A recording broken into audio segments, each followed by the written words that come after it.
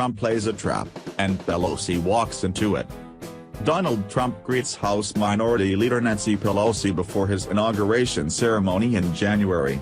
After Trump's comments on Confederate statues, Pelosi has called for their removal from Capitol Hill.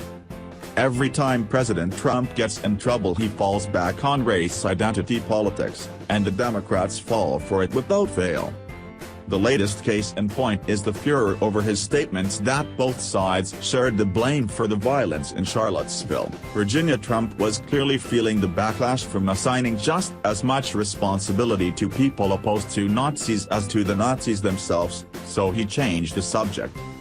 Trump tweeted that it was sad to see Confederate statues being taken down and asked, "Who's next, Washington, Jefferson?" Let's be clear, those Confederate statues are coming down, no matter what Trump says. That's been going on for a while now.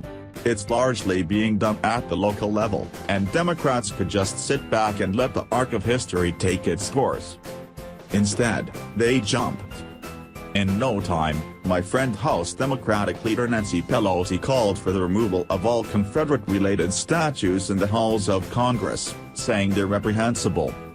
She's got a point, but so what? It has nothing to do with the issues that affect people, such as jobs, education and healthcare. Taking Trump's bait only reinforces the impression held by too many Americans, that Democrats are all about apologizing for the country's past attitudes about race. Trump's view is that America's attitude toward race is what it is, period. And I'm not apologizing for it. He's also aware of something I've seen for a while now, the diminished power of the black vote. Look at the map. All over, there are cities that used to have black mayors, Detroit, Philadelphia, Chicago, Oakland, that are now run by whites. Atlanta may soon join the list.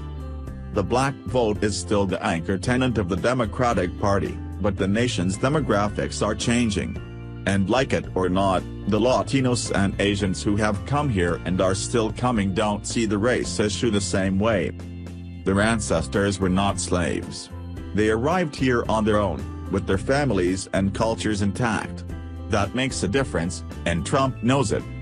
By the way, my solution for the Confederate statue quandary: take down the rider, leave the horse. I had visitors from one of the TV networks the other day. They were putting together a piece on Governor Jerry Brown, but I got the impression they were more interested in his national profile than what's going on in California. When it was all over, I was convinced they were working up a profile of a possible presidential contender, rather than a swan song for an aging politician. Movie time: Wind River. This Wyoming winter wonderland epic, starring Elizabeth Olsen as an FBI agent looking into a murder on an Indian reservation, is well worth seeing. It has two elements that are always relevant: the male propensity to do wrong and law enforcement's struggles to make things right. The only living boy in New York. Callum Turner, Kate Beckinsale and Pierce Brosnan star in this tale of life in the Big Apple. Lots of romance, great storyline, superb dialogue and just the right ending. So what if Marshawn Lynch, our new raider, sits during the national anthem? Let him sit. If he's protesting, it's his business. If you don't agree, then ignore him, but for God's sake, stop making his being seated the issue. We still live in a democracy where free speech is supposed to be tolerated.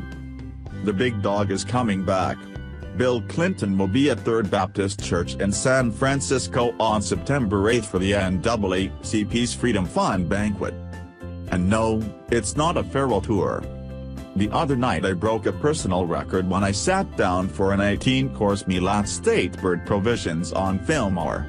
It had been almost a year since I was there, and like fine old wine, it's just gotten better.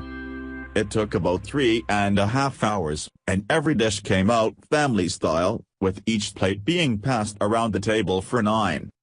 I made sure I was near the back of the line. I noticed that when the plates first appeared, people were scooping more than they should scoop. By course 8 or 9 they were full, leaving me all the more to enjoy.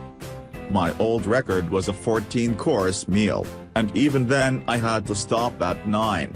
This time, I made it all the way through, including the 3 desserts. I tip my hat to the Faith Fancher Memorial Committee, made up of women in the media business. Your grassroots efforts to help those with breast cancer has been just outstanding. At 6 p.m. Saturday, I'll be at the downtown Oakland Marriott to say thank you at the 20 Shades of Pink fundraiser. I'm inviting all the readers of this column to join me next weekend. I had another Rodney Dangerfield moment the other day. I went to the Exploratorium to see about buying protective glasses to watch Monday's solar eclipse. Sure, the clerk said, pulling out a pair. But aren't you blind already?